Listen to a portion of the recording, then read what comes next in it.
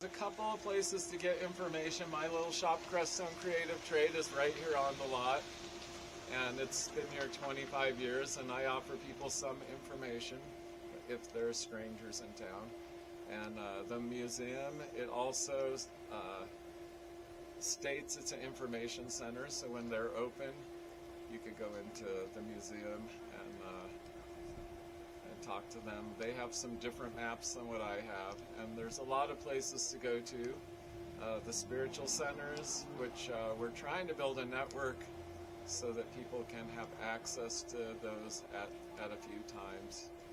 They're busy a lot of the time, but it'd be nice if the people that came into town had access to the spiritual centers. And then there's the 14ers. People climb up these 14ers. You know, they should be climbed by people with experience climbing, because a few people die like every year at the 14ers here. The town museum is here, just up the road 2 blocks. There are restaurants, Good Morning Cafe.